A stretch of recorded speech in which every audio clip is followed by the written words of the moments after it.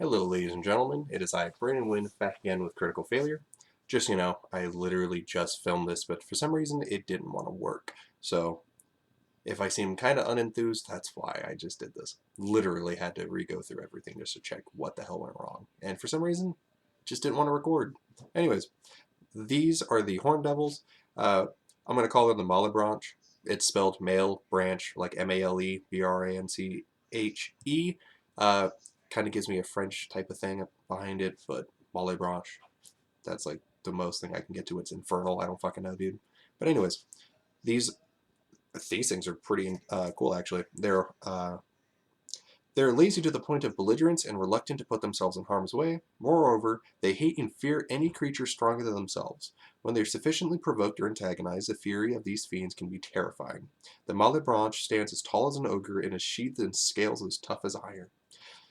The flying infantry of the hellish legions, horned devils, follow orders to the letter. Their huge wings and sweeping horns create an intimidating presence as they drop from the sky and strike with deadly forks and lashing tails. I'm My mouth is getting dry. Hold on one second. The Horned Devil. It's a large fiend devil, obviously, lawful evil. Their AC is 18, natural armor, average hit points of 178, 17d10 plus 85, and a movement and speed of 20, flight speed of 60 feet. Their strength is 22 plus 6, dexterity of 17 plus 3, constitution 21 plus 5, intelligence 12 plus 1, wisdom of 16 plus 3, and a charisma of 17 plus 3. Their saving throws are strength plus 10, dexterity, wisdom, and charisma, all 3 plus 7, meaning that there's a plus 4 proficiency bonus. Their damage resistances are cold, bludgeoning, piercing, slashing from non-magical attacks not made with silvered weapons. They're immune to fire and poison and being poisoned. They have dark vision up to 120 feet and a passive perception of 13.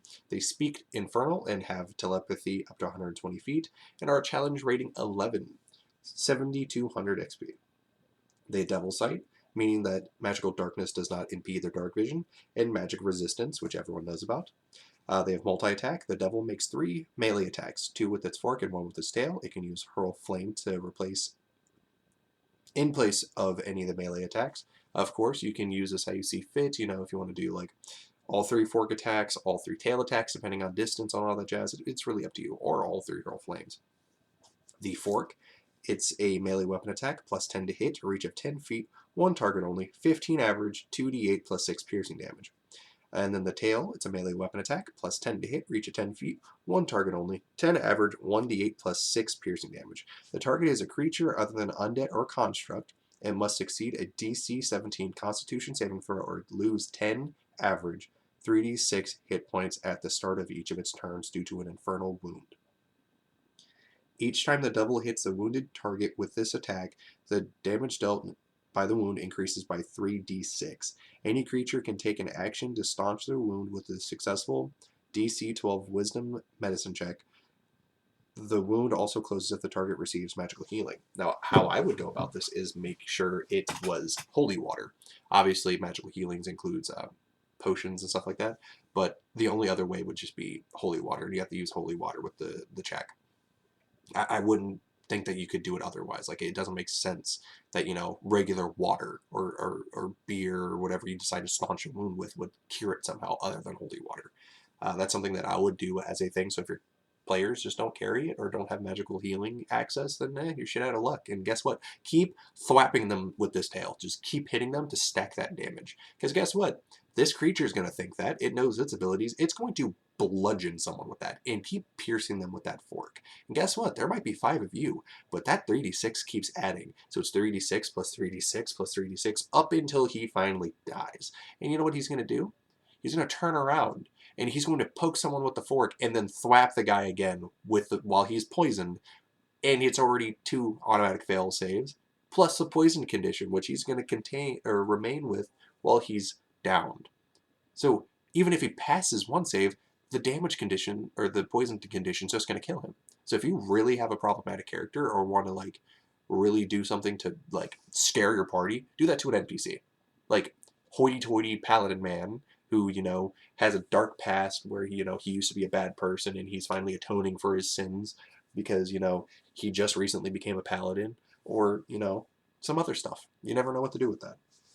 But yeah, that's really, really impressive. Anyways, the Hurl Flame. It's a ranged spell attack, plus 7 to hit, range of 150 feet, one target only, hit point average of 14, 46 fire damage. The target is flammable. Yeah, if it's flammable and isn't being worn or carried, it catches fire. But yeah, that's a very big thing that I like doing. Is like if you're a DM and you want to be a dick, or you're just like really trying to be accurate to how these things would fight, you're going to focus on that.